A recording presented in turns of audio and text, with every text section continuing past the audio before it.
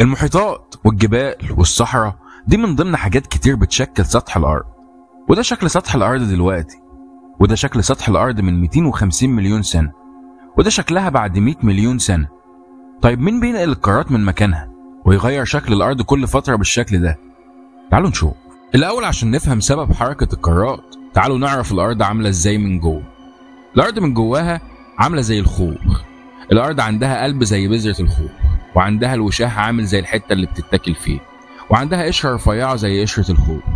بس الفرق ان قشرة الأرض مش حتة واحدة زي قشرة الخوخ. قشرة الأرض متقطعة ومتقسمة لألواح أو صفائح تكتونية هي اللي شايلة القارات والمحيطات.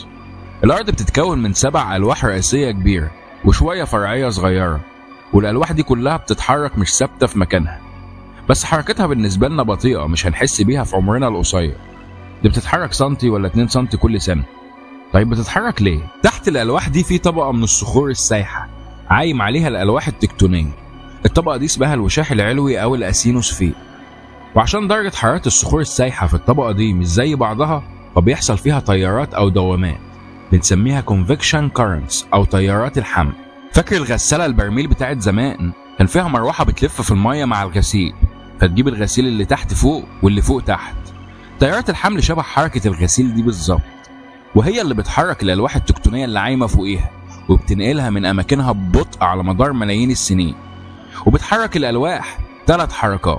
أول حركة هي الحركة التباعدية للألواح أو بيسموها البنائية، ودي من اسمها تيارات الحمل هتتسبب إن لوحين يبعدوا عن بعض، والحركة دي هتعمل فاصل بين اللوحين، هيطلع من الفاصل ده ماجما، ولما تبرد هتكون أشكال جيولوجية جديدة زي البراكين. عندك حيد وسط المحيط الأطلنطي اللي اتكون لما أفريقيا وأمريكا الجنوبية بعدوا عن بعض، ده مثال للفاصل ده. كمان ممكن نشوف الحركة دي في مكان أقرب. الصدع الأفريقي العظيم ده شرخ بيقسم أفريقيا وبيقطعها حتتين وبيفتح البحر الأحمر اللي هيتحول محيط واسع في المستقبل البعيد. تاني حركة هي الحركة التقاربية أو الهدامة، ودي تيارات الحمل بتقرب لوحين من بعض بتخبطهم في بعض، والحركة دي إما إنها تكون سلسلة جبال مكان اصطدام اللوحين، وده اللي حصل لما اللوح الهندي اصطدم باللوح الآسيو أوروبي. مكان الاصطدام النهاردة في أطول سلسلة جبال في العالم، الهيمالايا.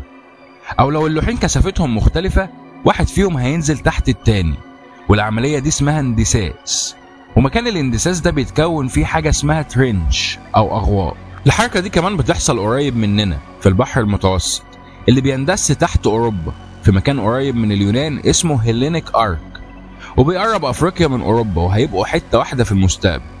والحركة دي هي سبب زلزال المغرب اللي حصل من شهرين. الحركة التكتونية الثالثة هي الحركة الانزلاقية، بتحصل لما لوحين يتحركوا بمحاذاة بعض، يعني بالبلدي كده يحكوا في بعض، لما يكون واحد ماشي في اتجاه والتاني عكسه. وبتحصل كمان لو الاتنين بيتحركوا في نفس الاتجاه بس واحد بيتحرك أسرع من التاني، والحركة دي معروفة انها بتسبب زلازل غشيمة شوية.